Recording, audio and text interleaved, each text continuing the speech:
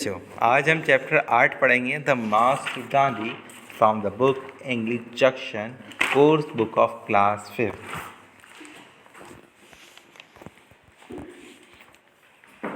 On 31st January 1930 Lord Irwin, तो 31st जनवरी 1930 को क्या हुआ? Lord Irwin.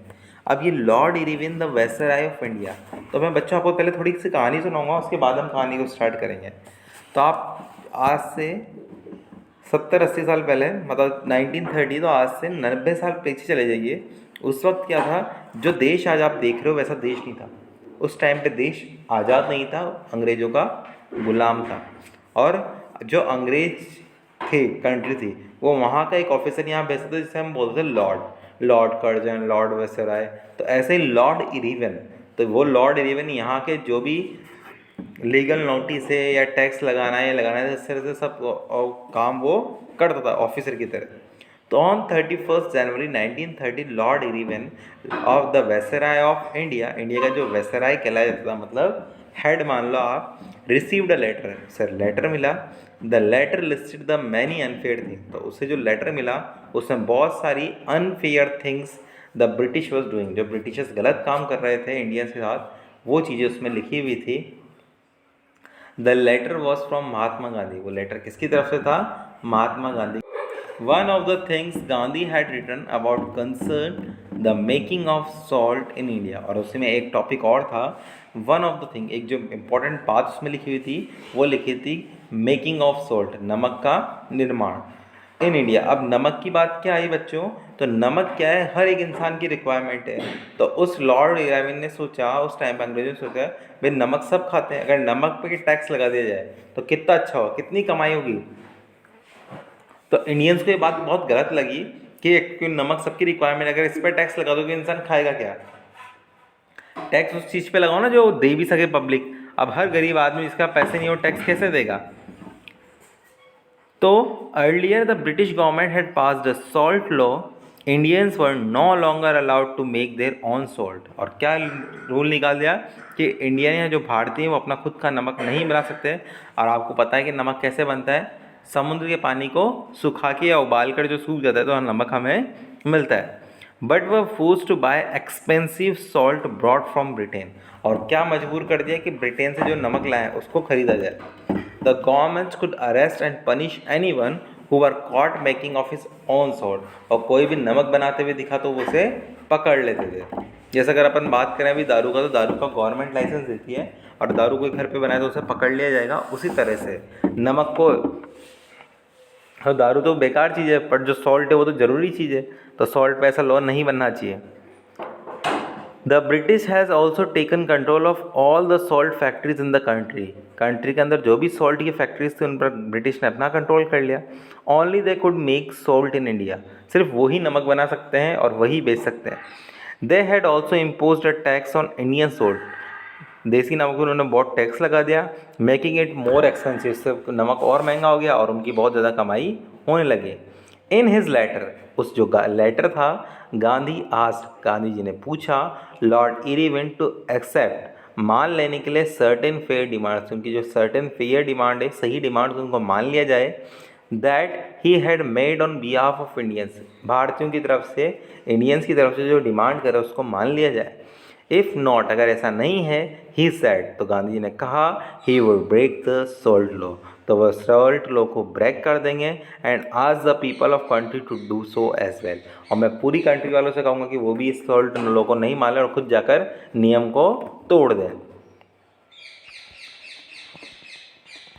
Lord Irwin refuse to accept any of the demand, Lord Irwin है उसने refuse का मतलब होता है मना करना, to accept any of the demand, कोई भी डिमांड मानने के लिए उसने मना कर दिया। So Gandhi put his plan, Gandhi ji ने प्लान किया इनटू एक्शन, कुछ करने के लिए। A march would begin at Sabarmati Ashram in Ahmedabad, उन्होंने एक मार्च चालू करी। It would be ended at Dandi in Gujarat, और इसे कहाँ ख़त्म करेंगे? वो गुजरात में, जो कितने किलोमीटर दूर है? 384 kilometres away. Where large deposits of salt crystal were left on the sea shore, और सी शोर मतलब होता है समुद्र का किनारा। तो समुद्र के किनारे बहुत सारे सॉल्ट के रॉक्स पड़े थे, उस जगह उन्होंने पहुंचने का प्लान बनाया। Gandhi plan to pick up the salt, उन्होंने कहा कि हम सॉल्ट को उठाएंगे और खुद का नमक यूज़ करेंगे और सॉल्ट लॉ को तोड़ेंगे। No one could stop Indians, कोई भी भारतीयों को रोक नहीं सकता from making their own salt, हमारा खुद का नमक बनाने से हमें नहीं रोका जा सकता। That was the message he wanted to send the British, वो ब्रिटिश को मैसेज सेंड करना चाहते थे। Indians would not pay the salt tax, salt tax मतलब वो कोई भी टैक्स पे नहीं करेंगे on any other unfair tax, और कोई भी गलत सही टैक्स लगाएं तो करेंगे पर अनफेयर टैक्स को नहीं पे करेंगे। ऑन 12 मार्च 1930, 12 मार्च 1930 को Gandhi ji and 80 others set out on the long journey, 80 जने उनके साथ उस लॉन्ग जर्नी पर चल पड़े। The British government did not believe, British government ने सोचा नहीं था people would be able to walk so far, कि पीपल इतना दूर चल पाएंगे। It did not try to stop the marchers, इसलिए उन्होंने कहीं भी मार्चर्स को रोका नहीं। उन्होंने सोचा वो क्या कर लेंगे इतने से जने, और वो कौन सा इतना 384 किलोमीटर चल के आ जाएंगे।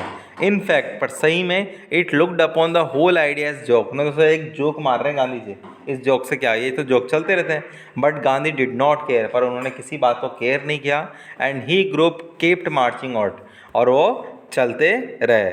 और चलते चलते फिर क्या हुआ, the marcher passed through many villages and towns, जो यात्रा कर रहे थे, जो मार्च कर रहे थे, उन्होंने क्या है, दांडी यात्रा वाले बहुत सारे गाँव और टाउन से गुजरे। The Indian people greeted them, और जो भारतीय लोग थे उन्होंने उनका बहुत अभिनंदन किया विद ग्रेट एक्साइटमेंट, पूरे जोशों से। फ्लावर गार्लैंड, फ्लावर मतलब फूलों के गार्लैंड, हार उन्हें पहनाए। And streamers were used to decorate the streets, और गलियों को बढ़िया सजा दिया उनके वेलकम में। Children sat on trees to keep a lookout, और बच्चे पेड़ों पर चढ़कर देखते थे कि कब बापू की यात्रा वहाँ से निकलेगी। As soon as one of them spotted the marchers, जैसे ही कोई मार्चेस को देखता, दे वुड शाउट, वो सब चिल्लाते I see them, I see them. They would run to inform their families, और वो आकर अपनी फैमिलीज वालों को बताते कि गांधी जी आ गए। The marchers would greet the people, और इन द मार्चर्स की गाय लोग उनका अभिनंदन करते थे, उनका स्वागत करते थे।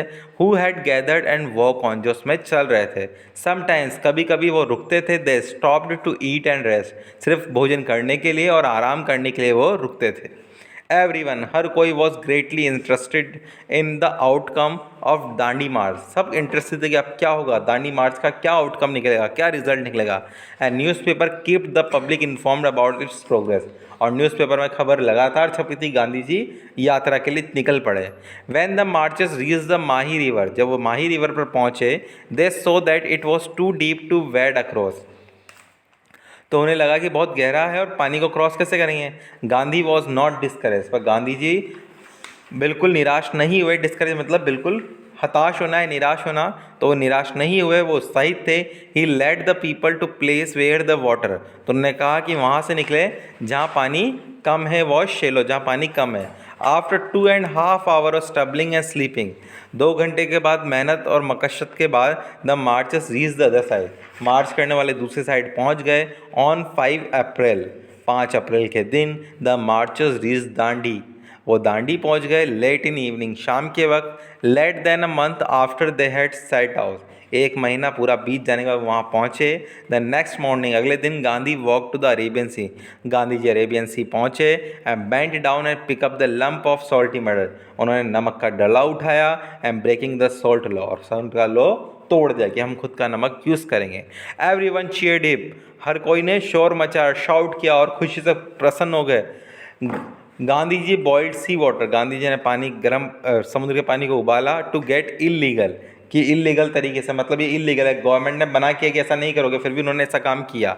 बट नेसेसरी सॉल्ट, पर ये सॉल्ट जरूरी है। He told his supporters to do the same, उन्होंने सपोर्टर से भी कहा कि आप भी ऐसा करें। अक्रॉस इंडिया, इंडिया के आसपास जो बाकी अदर लीडर्स थे, led people to follow in the foot step, उन्होंने भी ऐसा ही किया। Of Dandi marches, Dandi marches करें, उन्होंने भी मार्च चालू करी। जैसा C Rajagopalachari led a march from Trichy to the Vedaranyam on the east coast, east coast के तरफ, समुद्र के पूर्वी किनारे की तरफ, तो सी राजगोपालचारी ने ऐसा मार्च लीड किया। K Kelappan walk from Calicut to Payyanur on the west coast की तरफ, के कलेपन ने ऐसे ही मार्च किया। Some people walked all the way from Sylhet in Assam, Assam में भी गए। To Noakhali on the Bengal coast की तरफ, और वहाँ भी उन्होंने सॉल्ट लो तोड़ा। Everyone people made salt and openly challenge the British government, और हर किसी ने ब्रिटिश गवर्नमेंट को चैलेंज कर दिया। The British government reacted with force, British government ने अपने फोर्स के साथ रिएक्ट किया और उन्हें रोका। All the leaders were arrested, हर किसी को अरेस्ट कर लिया। And all the salt pans, सारे जो बर्तन थे जिनमें नमक बन रहा था, that were found were destroyed, उनको डिस्ट्रॉय कर दिया गया। But people did not let them defeat, पर पीपल ने उनका बिल्कुल भी विरोध नहीं किया और बिल्कुल अहिंसा के मार्ग पे चलते हुए 100 of man and woman were join the movement, पर अगले 100 मैन और वुमेंस उसमें जुड़ गए। Every time the British destroyed the one salt pan, वो एक सॉल्ट पेन बिगाड़ते, इंडियंस भारतीय नया चालू कर देते। On 5 March 1931 Gandhi Irwin pact was signed, 1930 से जो लड़ाई चालू हुई थी 5 मार्च 1930 को गांधी और इरेवन के बीच में एक पैक्ट, एक संधि साइन हुई, एक समझौता हुआ। The British gave in to some Indian demand, उन्होंने इंडियंस की कुछ डिमांड्स मान ली। One of these was the Indians could make the salt, और उनमें से एक थी कि सॉल्ट बना लिया। जय हिंद, जय भारत। मेरी वीडियो को देखने के लिए बहुत बहुत शुक्रिया। कृपया इसे पसंद और सब्सक्राइब करें। भारत माता की जय।